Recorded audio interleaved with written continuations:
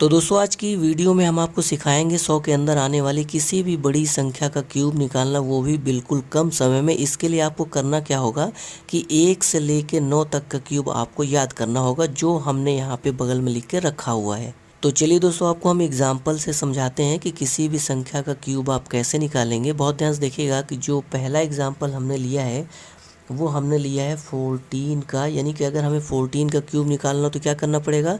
सबसे पहला काम आपको क्या करना है कि जो ये 4 दिख रहा है इसका आपको क्यूब करना है। तो जब आप 4 का क्यूब करेंगे तो हमारे सामने आएगा 64। लेकिन ये जो 64 है ये 2 डिजिट का है। जो भी चीज़ हमें लिखनी है क्यूब करने के बाद वो हमें 3 डिजिट में लिखना है। तो 64 को अगर हमें 3 डिजिट का बनाना है तो इसके पहले हमें एक 0 लगा देना है। आप देख सकते हैं कि जो भी क्यूब हमने यहाँ पे लिखा हुआ है वो सारे के सारे क्यूब को हमने 3 डिजिट में लिखा हुआ है। तो दोस्तों इतनी बात आपको समझ में आए कि जो सबसे पहला काम आपको करना है वो यही करना है कि इधर से जो पहला नंबर दिखे उसका आपको क्यूब करना है, और जो भी क्यूब आए उसको आपको 3 डिजिट में लिखना है। उसके बाद दूसरा काम आपको ये करना है कि जो 4 है उसके बगल में जो नंबर दिख रहा है उसका आपको क्यूब करना है। तो इसके बगल में नंबर दिख रहा है 1, अब हमें 1 का क्यूब करना है। तो जब आप 1 का क्यूब करेंगे तो आएगा हमारे सामने 1। तो ये 2 काम आपको सबसे पहले करना है। उसके बाद जो तीसरा काम आपको करना है वो ये करना है कि 1 का, 4 का और 3 का, इनका आपको आपस में मल्टीप्लाई करना है। तो जब आप 1 का, 4 का, 3 का आपस में मल्टीप्लाई करेंगे तो हमारे सामने क्या आएगा, 1 4 जा 4 और 4 3 जा 12। तो हमारे सामने आ जाएगा 12। यानी कि 1 4 3 का जब आप मल्टीप्लाई करेंगे तो हमारे सामने निकल के आ जाएगा 12। इसके बाद जो आपको काम करना है वो ये करना है कि इस 12 में 14 से मल्टीप्लाई करना है। तो जब आप 12 में 14 से मल्टीप्लाई करेंगे तो कितना आएगा, 14 दूना 28, कैरी आ गया 2, 14 एक नम 14 तो 16, यानी कि 168। तो दोस्तों जब आपने 12 का 14 में मल्टीप्लाई किया तो हमारे सामने आया 168। अब आपको करना क्या है कि जो ये 168 आया है इसको आपको इधर से एक डिजिट छोड़कर लिख देना है। तो चलिए लिख देते हैं 168। उसके बाद आपको क्या करना है, इनको ऐड कर लेना है। जैसे आप ऐड करेंगे तुरंत आपका आंसर आ जाएगा।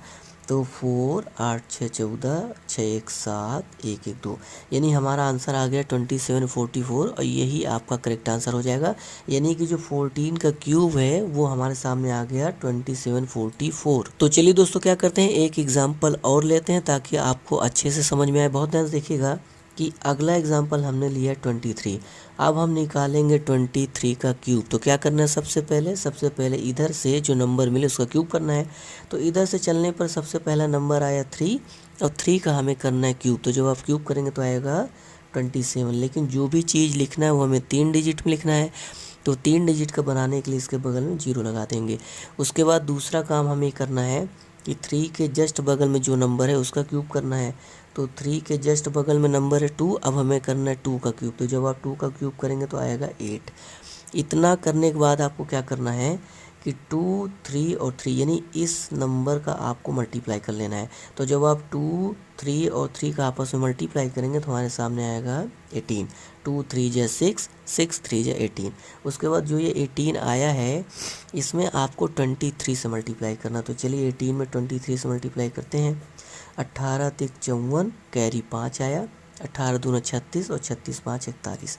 यानी जब हमने 23 का 18 में मल्टीप्लाई किया तो हमारे सामने आया 414।